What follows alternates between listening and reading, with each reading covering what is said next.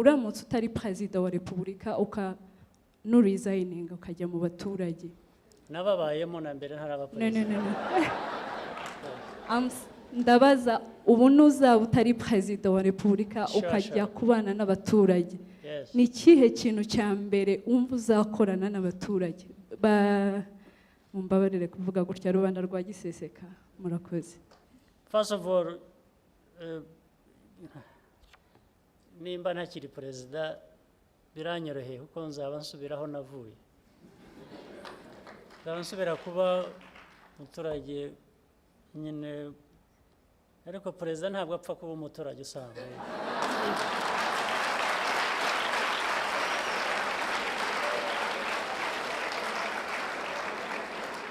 Kambanze mvuga ikintu gitangaje. Naraye ndose nahuye na perezida wa repubulika.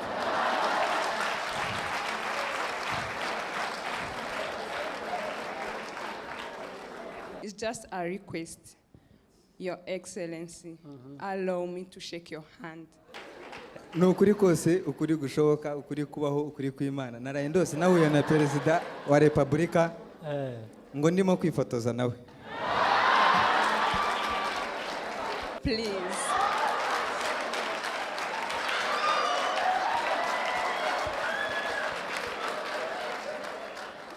Have a picture?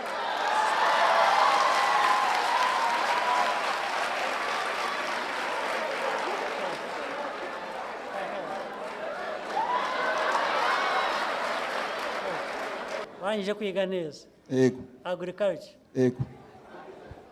Kaminuza? Ikibazo kitugonga ni ikibazo kimwe, Excellency. Warangije kaminuza? Yego. Kudasubiza ikibazo ni iki? Yego, nanize kaminuza, narayirangije. Ikibazo ni uko tumva ukuntu waba warize agriculture warangije kaminuza hano mu Rwanda ukabura akazi. Ukananirwa no kuba washaka uburyo wishyiriraho akazi, ntabwo mbyumva. Ariko Minister uzamufashe uze ngwino nkwereke.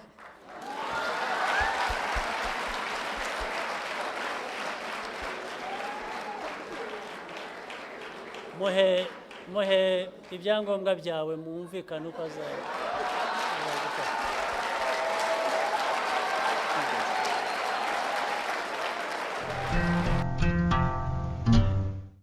Nitwa Charles Abonimana.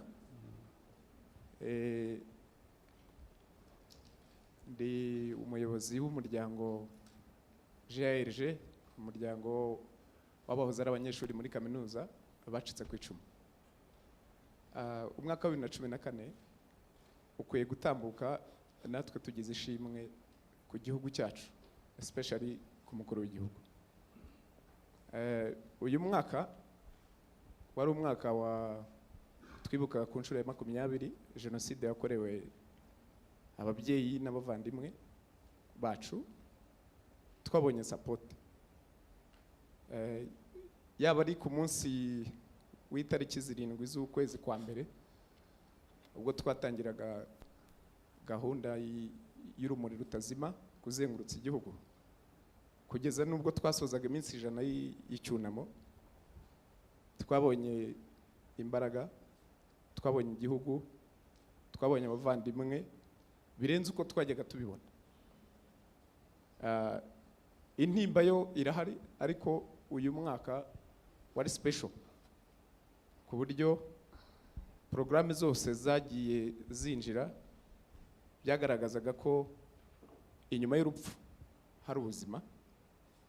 Twashimye cyane twivuye inyuma ubutumwa mwaduhaye mu gihe twibukaga, ndetse bigeretseho twakomeje kubona community yacu kuva ku rwego rw'umudugudu abantu bashyigikiye cyane abanyarwanda bacitse ku icumu. Uyu munsi rero nubwo ntari umuyobozi mukuru wa Ibuka, ariko ndi umwe mu bagize body yayo. Ni umwanya mwiza n'amahirwe yo kugira ngo dushimire nyakubahwa Perezida wa Repubulika umwaka wa 2014.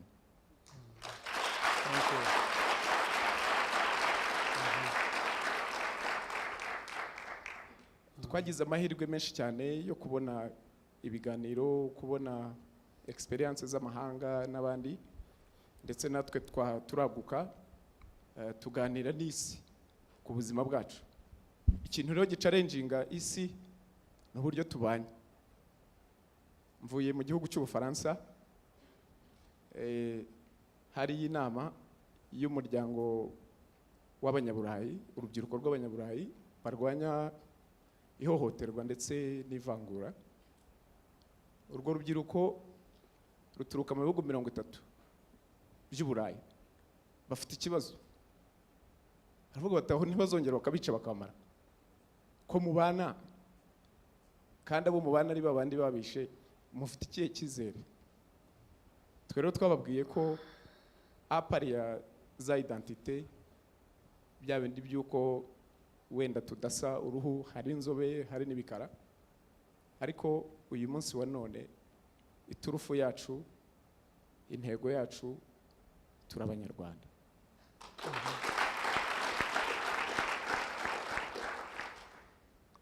Twabonye ubwiyunge nyabwo, turabahamya babwo, ndetse badusabye ko twanyura mu isi yose, isi nzima, tubabwira uburyo abantu babana, kuko muri ibyo bihugu abakorewe itsembabwoko uyu munsi wa none bo ntabwo bari bumva neza uruhande rwakoze cyangwa urwayikorewe.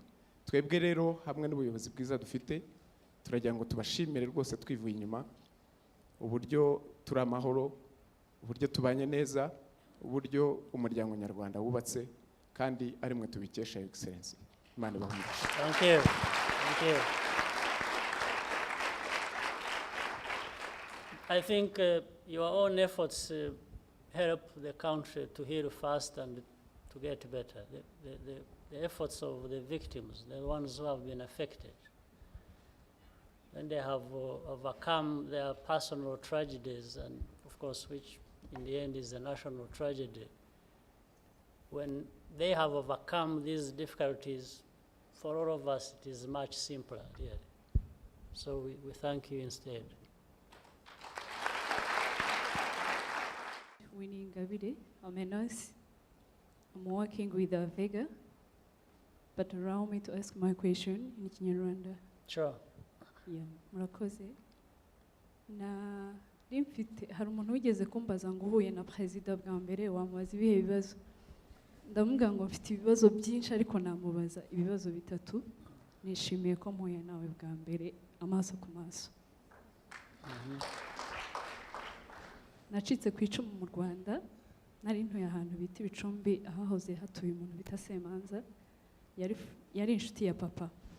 Impamvu ngiye kukubaza iki kibazo, Your Excellency, ni kuri politike, ngira ngo mumfashe gusubiza ikibazo ngiye kubabaza, kuko numvaga mfite amatsiko yo kukikubaza.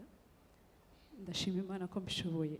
Semanza yari burugumesitiri wa Bicumbi, yari inshuti ya papa, niwe wohereje abasirikare kwica mu rugo, kandi ninjye warokotsemo njyenyine. Ikibazo cyanjye kirabaza ngo ubaye utari perezida, utuye mu baturage, n'iki wabakorera bwa mbere? Icyo nagira nte? Ubaye utari perezida wa repubulika, uri umuturage usanzwe, umunsi uzaba utakiyobora igihugu, utuye mu baturage, uturanye n'umuntu nkanjye n'abandi bantu nk'abo ngabo bose. I know you like reconciliation, kandi turagushimira kuko twabigezeho.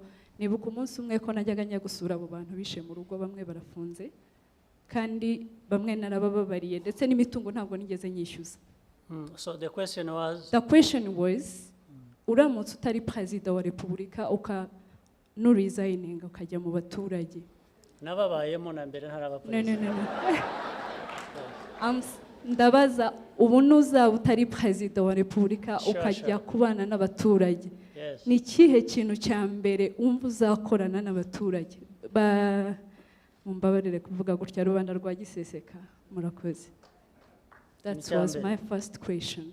The second one, kugiye kuzana byinshi. Mbabarire ndakigira icyo nyuma nari mfite byinshi. Cya kabiri ni kubana bahoze babaza ikibazo kivuga ngo ntabwo babona uburyo bwo kubona amateka kubera ko ntibazi ngo ibyabo bigarukira kuri jenoside, ntabwo bafite access kuri roots of Rwanda. Twese jenoside yabaye ifite imyaka 9. Roots of a country, roots zo kuba turi abanyarwanda tuzazikura ko twatekereje tugashaka. President, Your Excellency, nababazaga ngo mwebwe muri speech zose mutanga mukunda kuvuga indangagaciro, mukavuga ibintu byose dushobora kugenderaho nk'abanyarwanda, especially youth. Nabazaga iyo ukiri umwana ungana nk'uko tungana, ariko abana bashoboye gutekereza, hari amateka numvishe, ndakubaza ibibazo bivuye ku mutima wanjye. Ukiri umwana hari amateka avuga ko wize Ntare School. Kiriya gihe niki cyaguteraga gukunda igihugu kuruta ikindi cyose kandi utari mu gihugu waranakivuyemo gihunze? Mbivugiye ko icyo gihe cya Semanza jewe numvaga naranze igihugu kubera ibibi byose nabonaga mu rugo, baraduteraga bakaturasa. So what was inspiring you? Thank you. Sure. Kirimo ibintu byinshi iki ngiki sinzi ukuntu twara umwanya ku. First of all, nimba ntakiri perezida biranyoroheye kuko nzaba nsubiraho navuye, nzaba nsubira kuba umuturage nyine, ariko perezida ntabwo apfa kuba umuturage usanzwe.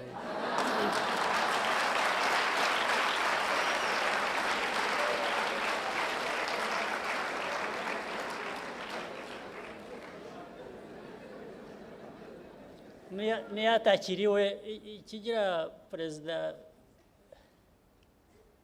kumutandukanya n'abasanzwe ni inshingano aba yaragize muri icyo gihe yari perezida. Buriya bifite icyo gushyiraho inshingano iguhindurira intera cyangwa urwego. Niyo uvuyeho ziriya nshingano wagize ziguma zikomeza kukugiraho izina cyangwa uburemere. Ariko mfite urugo ndubatse, kujya mu rugo nkaruhuka, nkakora ibyo abaturage bose, nkorora,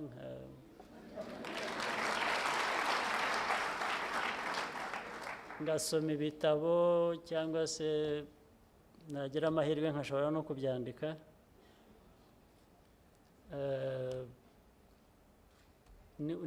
Niko nakoresha icyo gihe cyanjye, ariko ntibinambuza gukomeza gufasha abanyarwanda. Abanyarwanda nabo ni abanturanye nabo, nababera urugero rwiza rw'ukuntu bashobora kubaho, tukabana neza ku buryo byabagirira akamaro. Iby'amateka nabyo, iby'amateka hari uburyo bwinshi bwo kuyiga. Amateka, kwiga ikintu, iteka ntabwo bishaka ngo abantu bahore bakuzanira inyigisho. Ufata iya mbere ugashaka inyigisho nawe. Natwe tukiri bato tukingana nkawe cyangwa se n'abatoya kurusha uko ungana ubu, aho twari turi twe ntabwo twayaga mu ishuri ngo ubaze abanyeshuri utumbwira amateka y'u Rwanda, kuko ntabwo ayazi, ntabwo yari kumenya ibyo uvuga.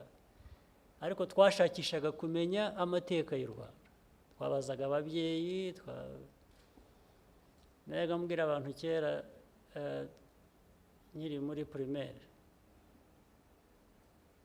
muri za 60, najyaga niyigisha amateka y'u Rwanda just by gukurikirana, kumenya ari Ikinyarwanda, ari bivugwa, hari ibintu byinshi byabaye icyo gihe n'ubu nzi kubera ko numvaga iradiyo.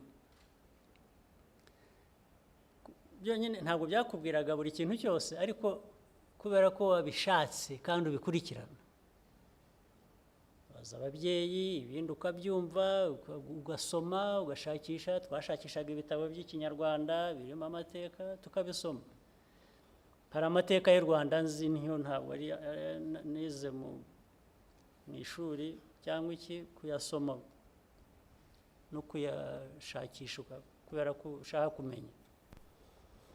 Ibyiza rero nabyo mushobora kumenya gutyo, ariko byakwiyongeraho bikajya no mu mashuri abantu bakabyigisha. Hari abantu biga history hano, ngira ngo muri za kaminuza za hano bigisha history.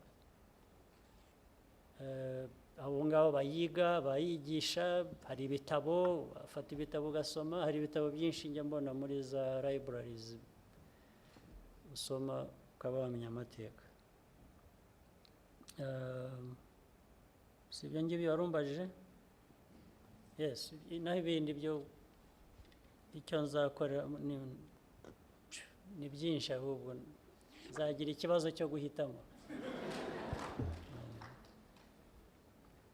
Your Excellency, mutwemereye twafata nk'ibindi bibazo cyangwa ibitekerezo bibiri dusaba abantu babaza cyangwa batanga ibitekerezo kurasa ku ntego twihuse.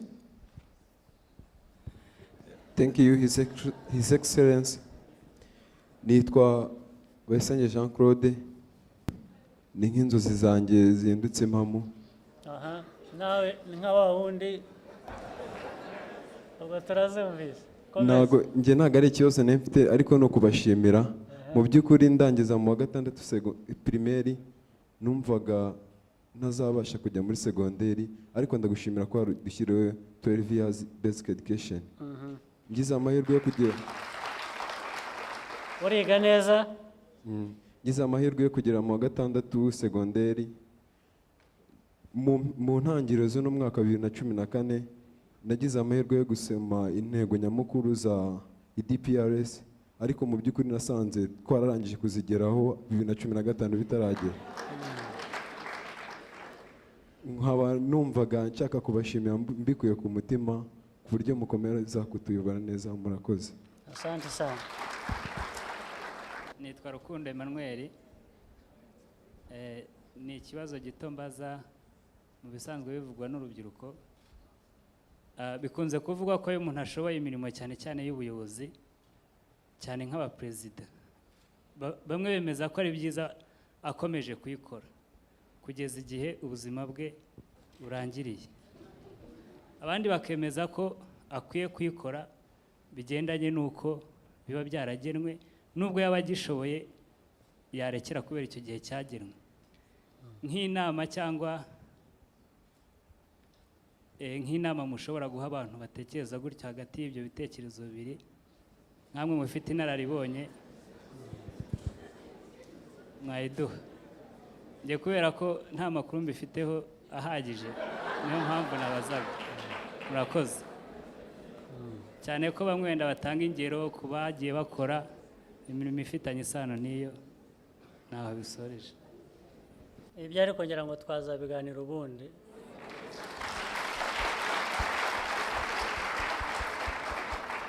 Naho ubwo abo ngabo bafite ibitekerezo bibiri bitandukanye bazajya impaka.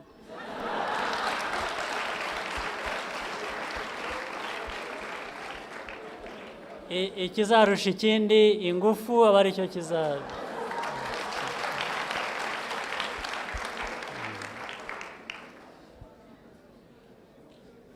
I'm very happy to be standing here. It's not the first time to see the president, but yeah, I'm very happy that in your plans you have to write books.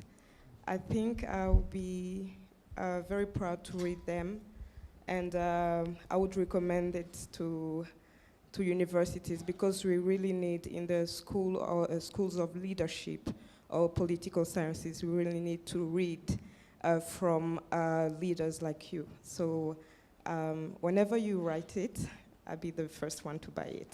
Thank you. Thank you. I'm trying. There might be one coming soon. Nitwa Kami Bertin. Aba nararangije Butare muri icyitwa INR. Ndanashimira my ex lecturer cyangwa se Professor wa Kabamba, wenda mushimira cyane. Okay, ikitumye naka ijambo Mr. President, nagira ngo mbashimire ku bufasha mwamaye nyiri umunyeshuri. Hari ikibazo cyageze kuba abanyeshuri bamwe babasha kuva kuri liste ya boxe, turataha tujya mu rugo, ariko nyakubahwa Perezida wa Repubulika nkanjye kami kuba mpagaze hano imbere y'abanyarwanda namwe no kubashimira icyo gikorwa mwadukoreye, tubasha kongera kwiga turarangiza. Imana ibahe umugisha Mr. President. Thank you. Hanyuma ikindi nakongeraho, hari bagenzi banjye navuga bari hasi yacu bagize ikibazo, babona uburyo bwo kujya kwiga muri kaminuza, ariko none waza kuvuga ikibazo ngo abo bantu imashini ngo zaribeshye basanga atari bagombaga kugenda. So abo bantu nabo nubwo bisa naho icyo kibazo wenda kizakemuka abagomba kugenda bakiga, ariko nabo twabasaga Mr. President ko nabo wenda bagira andi mahirwe yo gukomeza kwiga. Ibintu bimwe bishye mu bantu bato tekereza beyond this moment and yourself. Thank you sir. Naho ibyo bindi ni bisanzwe, ni ibibazo bivuka bigakemuka bikagera bite. Akanyuma nasorezaho kandi uracyakomeza. Nakanyuma nasoreza Mr. President. Narangije kwiga. Wabuze akazi? Okay, ni amahirwe nagize kuba nabashije kugera hano, hari imbaga y'abantu batandukanye muri sectors zitandukanye, ariko nagira ngo uwaba ufite ubufasha butandukanye amfashe, kuko maze imyaka 2 ndangije kwiga. Wize iki? Nize agriculture. Wabuze akazi? No, nagerageze gukora ibishoboka byose, mbasha mu minsi yashize nari umwenimereta ibintu bitandukanye byo kujya gushaka amakuru kuri tera, ariko nakita nk'ikiraka cyararangiye. Ntabwo numva ikibazo cyari. Wowe ufite warangije kwiga? Warangije kwiga? Yego President. Wize agriculture? Yego. Ibintu byombi bibiri bifite uburemere bwabyo. Kurangiza kwiga agriculture, ntabwo numva ukuntu waba ufite ikibazo ushaka abantu hano bagufasha. Murakoze cyane, muri make nta kazi mfite, waba ufite ubufasha butandukanye yamfasha. Akazi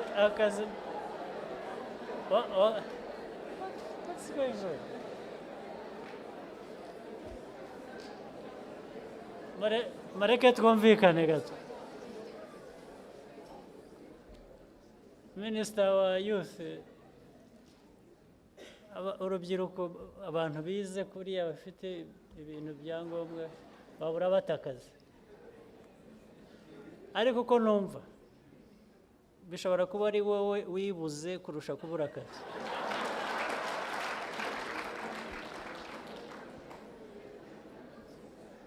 Hari Minister wa Agriculture hano? Yes. Umuntu nkuriya yabura atakazi. Urashaka, hari akazi ufite wahisemo ushaka cyangwa ni akazi kajyanye gusa n'ibyo? Uramuzi uriya? Ntabwo muzi Your Excellency, ni ubwa mbere mubonye, ariko ufite ikibazo cy'abakozi benshi ku buryo mutagira abantu batafite abamuha akazi. Your Excellency, uretse n'iwacu wenda muri ministeri, ariko dushobora no kumvikana uburyo ashobora no kuba yakwitangirira akazi ke. Ariko nta nubwo wenda twumvise n'ikibazo cyahari. Icyakubujije akazi cyabaye iki? Akazi kabuze iki? Nagerageje kwa applying hatandukanye, nkakora ama examen karangira, ariko nkategereza resultat. Ari ikintu okay, ari gukora examen. Ariko warangije kwiga? Yego. Warangije kwiga neza? Yego. Agriculture? Yego. Kaminuza? Ikibazo kitugonga ni ikibazo kimwe Excellency. Warangije kaminuza? kudasubiza ikibazo ni iki? Yego narize kaminuza narayirangije. Ikibazo ni kutumva ukuntu waba warize agriculture warangije kaminuza hano mu Rwanda ukabura akazi. Ukananirwa no kuba washaka uburyo wishyiriraho akazi, ntabwo mbyumva. Ariko minisita uzamufashe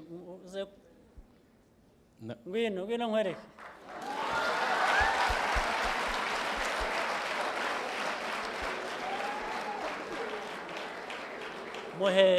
Muhe ibyangombwa byawe mwumvikane uko azajya.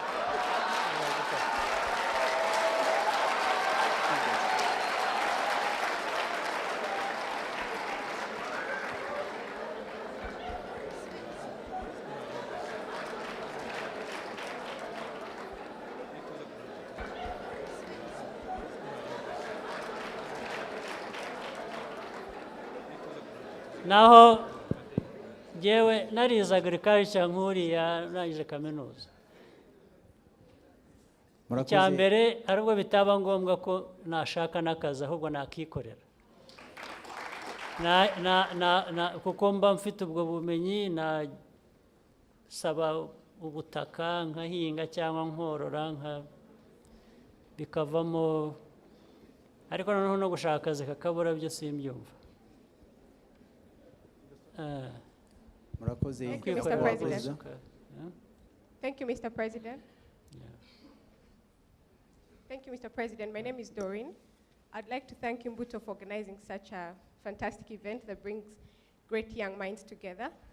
And I'd also like to thank you, Mr. President, for being with us tonight. My question is centered around the fact that as young people, we're constantly aspiring to be leaders in the different forums that we come from, in the churches that we go to, at the workplace. And as we know, leaders have different attributes. Some come naturally to others, and while others might be more challenging. So a question that I've been pondering for a very long time is, do you believe leaders are made or born? They are born and made. Yes, I think it's really, it's nature and nurture. Being born, you have certain qualities the way you are born. Everybody has, the way they are born, they have talent, they have different qualities, just from maybe their genes or something. I believe that is a part of it. The other part is the environment you grow up in shapes you. So that is the environment, that's the nurture. Can shape you. Things you go through can develop you to, be responsive in certain ways that brings out and shapes your leadership capabilities. So it's really in between. Yes, and somebody can make an effort also, and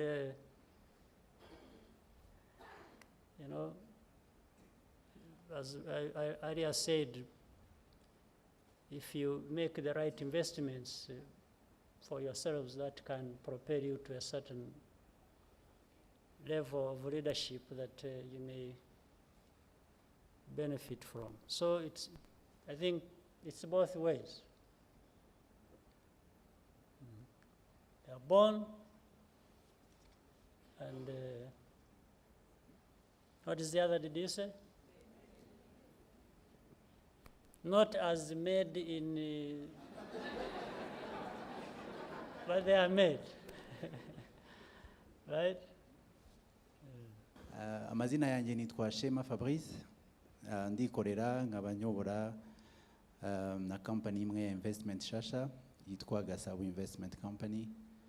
Duteganya mu mishinga yo gushora imari irenga na miliyoni 200 z'amadolari. Beyond this moment, turatekereza ku bukungu cyane cyane.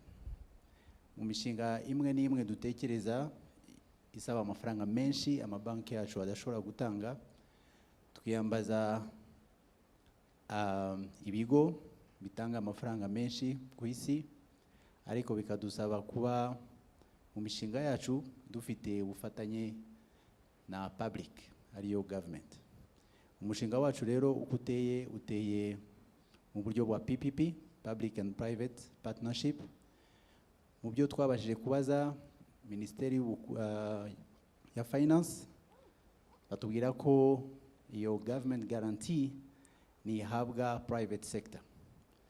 Dutekereje ku bufatanye bwa PPP, twabasabaga nyakubahwa Perezida wa Repubulika imishinga yacu ibashe kwemerwa na public. Ariko ibindi nko kuki bita nuko badusobanuriye ko when was that? Hashize last year. Actually last year, beginning of this year. I'm not sure about the accuracy of that. But anyway, that's not a problem. Ubwo tuzamenya icyo ari cyo turebe. Agomba kuba hari ibibazo byinshi byo kurebwa kurusha kimwe gusa. Umushinga ubwawo and impact ufite and n'ibyo kuvuga ngo byo byakoreshwa ku Claire, abantu ba RDB, what is that? I don't do you have an idea what it is? Your Excellency, I haven't had a discussion on that project, but we have a system of negotiating and coming up with transactions of PPPs. We look at the project, we look at the quality of the structuring that comes with the project, and then we decide whether it fits within PPPs that we negotiate. So I would advise Shema to come to RDB, and we'll discuss whether that fits within the structure that we work with. But first of all, I would not understand the logic. Kuwango PPPs wouldn't benefit from certain support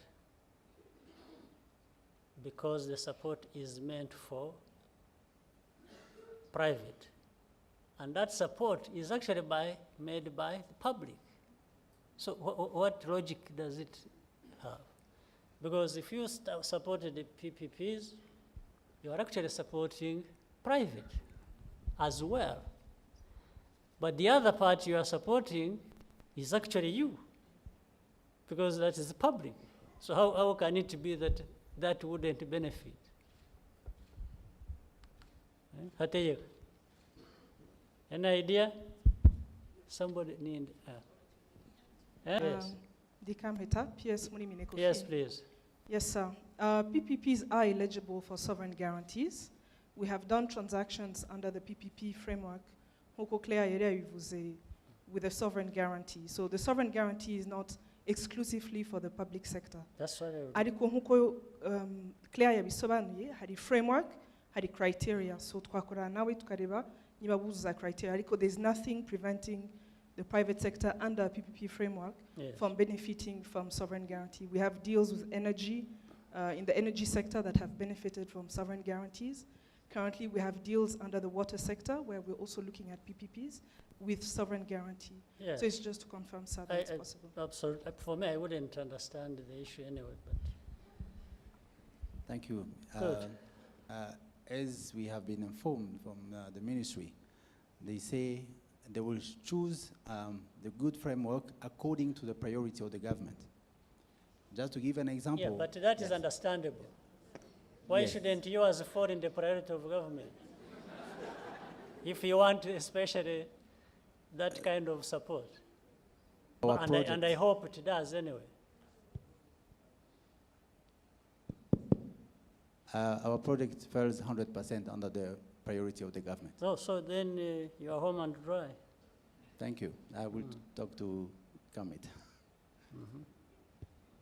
Thank you. Have a last question from here, please. Good evening, Mr. President. Over here. Yeah. My name is Grace Mohimundu. I don't have a question, but I have more of a request, or I'm speaking on behalf of other people. I was born in Burundi. I'm a Burundian national, but I really love Rwanda. I've been working here as a professional for the last few years. And on behalf of the Burundian young people, I would like to come here and say that we really need your support, your leadership, as well as every young person here in this room, obviously, like you said, there's strength in seeking support in your neighbor, and I think that we spoke about that earlier as well. And so this is the Burundian young people asking for your support, and also our well-being obviously is also your better being. So Yes. thank you very much. I'm available. We will do what we can do. There are things beyond our means, but those within our means we can be helpful. Burundi, our neighbors, they are beyond. They are not just neighbors. They are relatives. We are kin and kith. Murakoze. Nitwa Nahimana Yurirene Albert. Niga muri UR ishami rya House Architect CST, College of Science and Technology. Mu rugo akari mu karere ka Nyabihu House ari commune Nyamutera. Ndanezerewe cyane kuko mwe na president ubwa kabiri. Ndi mu bantu bawe na president inshuro nyinshi, inshuro ebyiri. Ubwa mbere twahuye muri 98 atari yarakiri vice president ndakeka. When I was still young. Jeje nabuke yamba agapira k'ubudodo ariko twari abana twagiye kumureba ahantu bita kumurama. Nje ikintu musaba na n'ikifuzo ariko nje ndumva ari ikifuzo ariko ni n'ibintu byashyirwa mu bikorwa. Nje mu rugo ni mu karere ka Nyabihu mu murenge wa Rugera akagari ka Rurembo. Ariko nje ikintu nshaka gusaba president nuko twebwe mu karere ka twandikanyije n'akarere ka Musanze. Nje ikintu nshaka kumusaba mu karere ka Musanze mu kagari twadikanyije n'umurenge wa murenge ndumva ari wa Nkotsi bafite amazi n'umuriro ariko twebwe aho mu kagari kacu nta mazi nta n'umuriro dufite.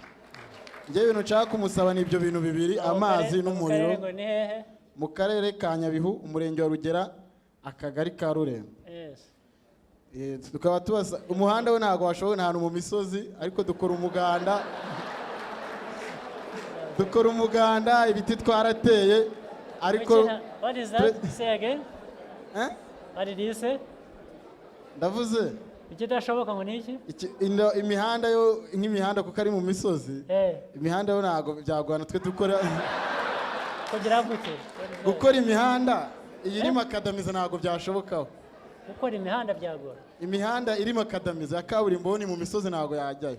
Ariko hari abantu bayitunganya. Dukora turaharura imihanda tugatera amapasiparume. Uravuga ko ntari kujyayo ntajyayo kubera ko ari oya wanagiyeyo just wanagezeyo. Ahubwo ngiye ikintu nshaka gusaba ibyo bintu bibiri, umuriro n'amazi. Nyakubahwa Perezida, nibyo rwose. I think that is a legitimate request. So murakoze cyane. abantu bari hano Ewasa cyangwa Minister. Murakoze nyakubahwa Perezida wa Repubulika. Nk'uko n'ubundi tubisanga muri gahunda yo kwegereza amazi n'amashanyarazi ku banyarwanda bose. Abo mubihutishirize. Bariya turabashyira muri gahunda.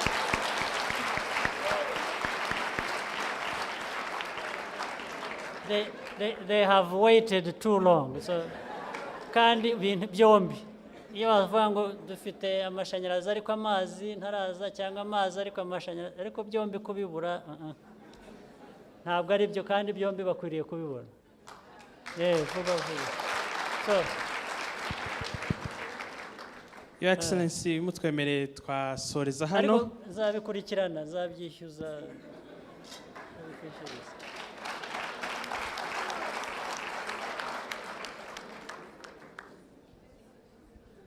Umuntu wahera mu ijambo. Okay, somebody there.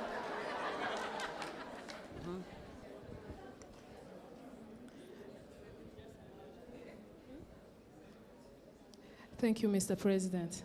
Nitwa nyina w'umuntu. My question, ni izihe qualities young African business leader cyangwa political leaders should have to face today's words? I'm sure that's what you talked about the whole day. So I would just repeat the same thing for you.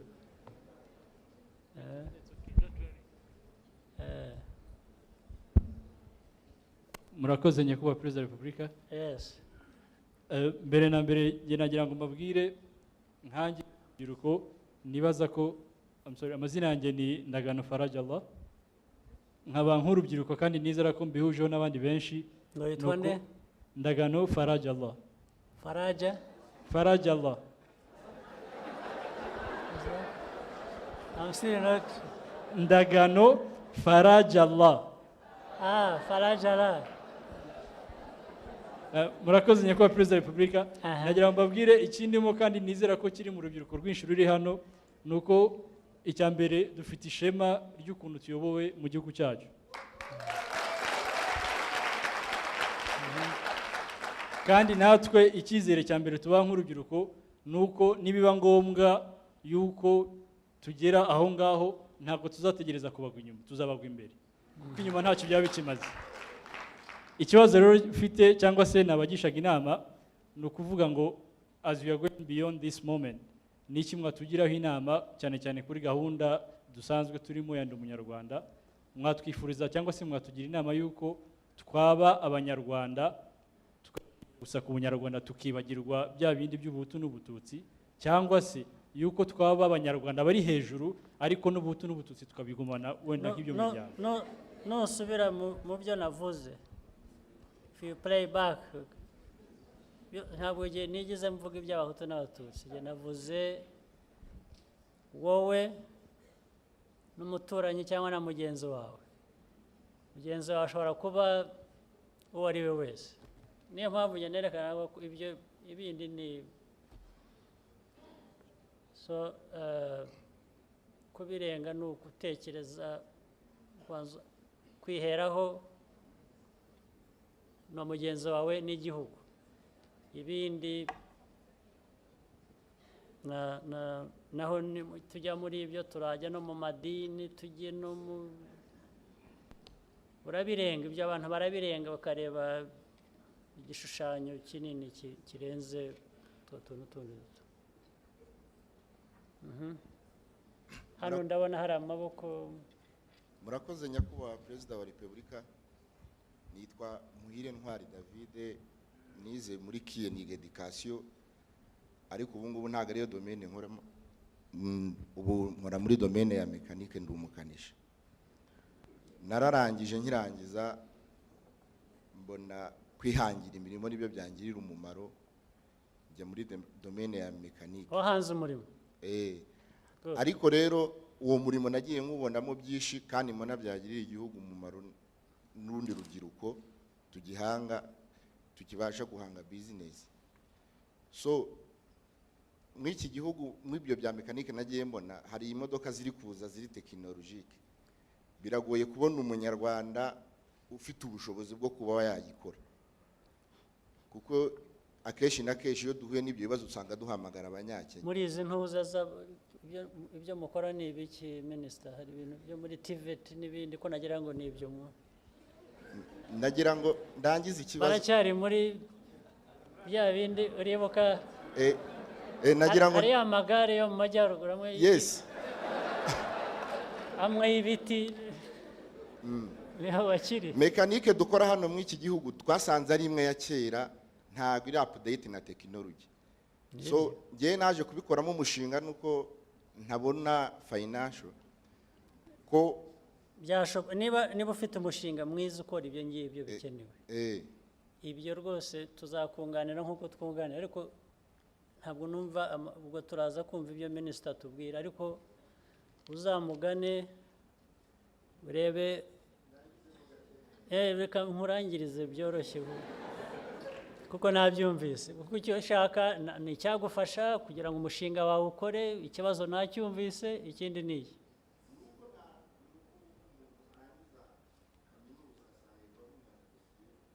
ibyo nabonye byafasha bagenzi bacu akagira ate nkabafasha kuba bahanga iyo mishinga bakajya bakora dani. Ari byo ndiho mvuga se, ari byo ndimo mvuga. Murakoze. Urakoze minister, bariko reka minister banza tubwire, ntabwo numva ukanika imodoka byabaye ikibazo. Murakoze right on. Murakoze Excellency, ko turi hafi gukanika indege naho turi. Ikibazo harimo ibintu bibiri arimo kuvuga. icya mbere aravuga tekinoloji igezweho y'imodoka, aho usanga imodoka nyinshi ubu zirimo electronic then mechanic nk'izari ziriho mbere. Muri ubwo rwego rero hari ibyo twamaze kuvugurura, namuha nk'urugero nka Kicukiro hariya aho dufite ikigo kiri equipped, dufite n'inzobere aho banatangiye no kujya banafasha n'imodoka zindi zigaragara, kuko hari imodoka zisigaye zikorwa ubu nk'iziba mu Budage n'ahandi usanga ya mekanike twakoye ibyo bitaga gukanika bitagikenewe. Ufata computer ukayiconnectingaho ikakwereka igakora diagnosis y'imodoka n'ibibazo aho biri. Ibyo birahari hano, ahubwo turiho turagereza kubye expandinga n'ahandi dufite za IPRCs. Ikibazo we yavugaga nuko wenda koko yaba afite garage idafite iyo technology, akaba akeneye financial means kugira ngo naye yequiping. Ibyo nabyo byashoboka. Hari ibintu bibiri, icya mbere nuko abanza akegera nk'ikigo yafata contacts bakabanza bakamuha n'ubumenyi. Icya kabiri nuko yakora umushinga agashaka inguzanyo, nabyo kandi bifite facilitation yabyo. Ndumva ibi byose bishoboka. Murakoze. 1, 2, then we go. Murakoze nyakubahwa excellent.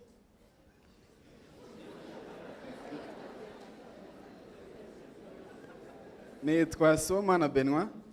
Yego. Ni amahirwe ngize mu buzima bwanjye guhura namwe. Ikibazo mfite, ndi umunyeshuri muri kaminuza y'u Rwanda, College of Science and Technology, niga electrical engineering.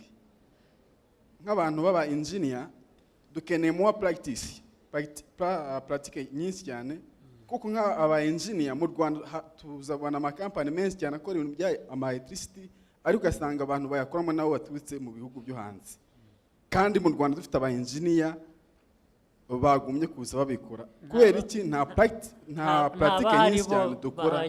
Nta bahari bahagije, ntimukabeshya abantu. Ariko point yawe icyo uvuga ni iki? Icyo wabuze ni iki cyangwa icyo ushaka gukora ni iki? Dushaka kugira ngo naho ba engineers bo mu Rwanda, dushaka kugira ngo buri mwaka w'amashuri igihe yurangiye tukajya dukora stage muri kiriya gihe tuba dufite kibiruko. Okay, so uravuga rero ni kuri stage. Yes. Okay, Minister Rwakabamba, help us on that. What is the problem with the stage? Ariko sibyo ko iki kintu cyo kuvuga ko dufite ba engineer bahagije, byo I don't agree with it. I think it's possible. When I was there, we used to do stage in the first year, second year, and third year. Yeah, and but it's things have finished. changed. Why did it stop? I don't know why it should stop. Maybe one of the problems which comes, maybe they need some allowances or they want to be paid some salaries. Okay, then from the as companies. Minister of Education, follow it up and have it resolved. Exactly. Yes. If it is a problem, address it. Yeah. So that the students of engineering can have where they do internships and so on for their development. Murakoze. Nyakubahwa Perezida w'igihugu cy'u Rwanda, mbere ya byose nagira ngo saba abantu banize amashyi mbashimire by'umwihariko. Murakoze. Amazina yanjye nitwa Ingabire Theogene, niga muri University of Rwanda, College of Science and Technology. Nkaba nkomoka mu karere ka Rutsiro. Mfite kubashimira ku bintu bigera kuri bibiri n'ikindi kibazo kimwe ndi bubabaze nkahita soza. Gira vuba. Icyambere ndabashimira aho mugejeje iterambere ry'igihugu cy'u Rwanda, aho umuntu ageze ubu ngubu yavuga ngo nta bwoba. Icyo ndabashimira mu karere ka Rutsiro nta muhanda twagiraga mu nkengero za Karongi, akaba aribwo tubona umuhanda w'umukara, ariko kugeza ubu umuhanda noneho urimo urakorwa, ugiye kugera uduhuza na Gisenyi. Ibyo rwose ni ikintu cya mbere mbashimira by'umwihariko byimaze. Ikindi ikibazo reka mbaze noneho. Ubwo tugeze ku kibazo.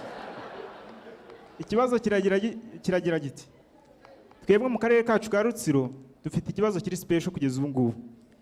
Ni ukuvuga ngo twari dufite agahenge kuri rino zuba rivuyemo, ariko y'imvura iguye abaturage ni ukujya mu buriri bakazimya amatara, abakozi bagahagarika ibintu kubera ikibazo cy'inkuba. Babuze igica rwose, turagira nimba hari ukuntu mwabigenza mwaturwanaho. Ariko ngira ngo umuntu wo muri science and technology urekuye kuba nanjye ndimo ndashaka igisubizo. Ariko icyo kibazo kirazwi. I think we've got to find a way. Ibyo byumvise kenshi, ariko saho gusa hari n'ahandi henshi, hari ahantu na government ifite za installations buri munsi bahashyira na bya bindi bya lightning conductors rimwe na rimwe byose sinzi ibyo bintu mwazabikozeho. Okay, icyo kibazo tuzagishakira umuti. Ni ikibazo rusange, ntabwo ari ikibazo giterwa na leta, ni ikibazo turaza dushaka uko twashakisha umuti. Hari ibishoboka ngira ngo gukorwa.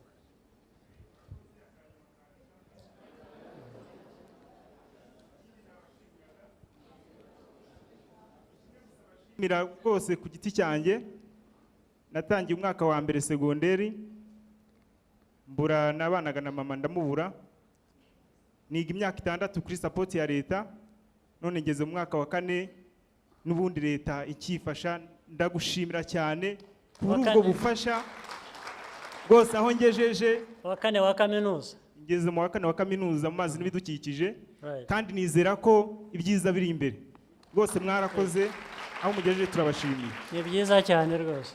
This is my first time to see you. So it's not to see you in front of me. Gutya atari kuri television cyangwa he. It's not a question, it's not a suggestion, it's just a request. Your Excellency, allow me to shake your hand, please.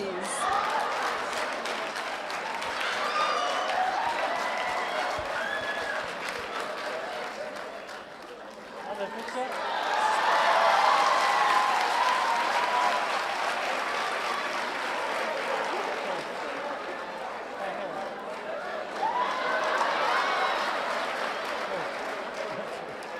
Question. Please. It's not the easy one. Ariko ndakikwaza kwako na ushesha kanguhe. It goes with beyond this moment. We've been enjoying continuous progress to this very moment when you talk about 20 years after genocide. Now, we have countries who have spent like imyaka magana mirongo badafite ibibazo by'umutekano. Ngira ngo ni nayo mpamvu baza bagatangira kuvuga like you saying batonga intoki abantu without respect. Ariko abo nabahe batageza bagira ibyo bibazo, nta n'umwe uriho nzi. Not a single one. Not a single one doesn't have a problem. Okay, so now the question is but disqualify that first. Okay, right. So nk'umuntu mukuru wabonye byinshi, wumvise byinshi, babaza ngo ni nkatwe umuntu ku giti cyiwe n'abantu bavuze the legacy twasiga tuvuye ku isi, nkagusaba nka perezida w'igihugu ko natwe niba na cabinet no kumenya mujya muganira ukadraftinga umushinga watuma u Rwanda narwo rumara imyaka myinshi cyane nta ntambara. Ikindi nk'umuntu urimo kutugira inama nk'abajene, ni icyo dusaba kugira ngo u Rwanda narwo rumare imyaka myinshi cyane ruri mu mahoro. Murakoze. Beyond this moment. First of all, iyo si uvuga ntabwo ibaho, nta naho nyizi, nakubwiye ko nta gihugu na kimwe kimeze gityo. Niba ushaka kukimbwira kimbwira, hanyuma ndakubwira ibyo nashaka. Icyo ushaka kuvuga, hari ibihugu donc bigaragara ko biri peaceful mu gihe okay, nabo bashobora kuba bari weak. Peaceful is contextual. No kuvuga bakamenya igihe kirekire bavoidinga ibibazo donc bishobora gutera like wenda bashobora kuba batabigira ariko babitera abandi. Yes, exactly. Yeah, you are right. Now, ariko ubu ni ukuvuga ko rero nta gihugu na kimwe kitari mu bibazo. bose babifite ariko natwe tugashaka ni gute natwe twagera kuri iyo standard iyihe se ko ntawe nigeze yo kuba strong aho utera ibibazo ahandi. no yo kuba strong for a long time bitavuze ko bitaranda ariko natwe tukaba strong for for many years as possible. Maybe I don't get the. Mr. President, I think that's a question that might be for another day. We can And for conclude other it. people than And me, for- I think it's exactly. it's a different kind of question. But anyway, so njye ndibwira ko turi mu nzira nziza, the best we can be, or the best we can put in a place for our country. So let's see where we will be in the near future. Naho legacy y'u Rwanda ngira ngo ni ukomeza. I think the country needs to be stable, is stable, continues to be stable. We want it to continue to be stable and prosperous above all, or building on that. So ibindi bibazo may just be complicated for nothing. When you want to deal with some of these issues, nahoze mvuga nubakiye no kubyabazaga,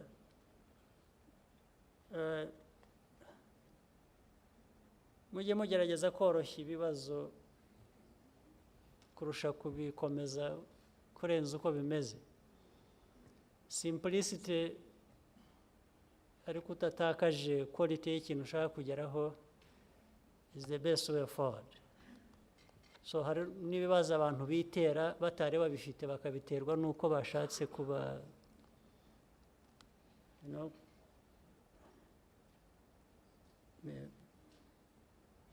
hari ubwo bihamagarira ibibazo utari ufite kubera ko washatse kuba complicated. So tubyoroheje twe tugakora ibyangombwa akaba ariho tureba, then we are fine. So thank you very much. Thank you, Mr.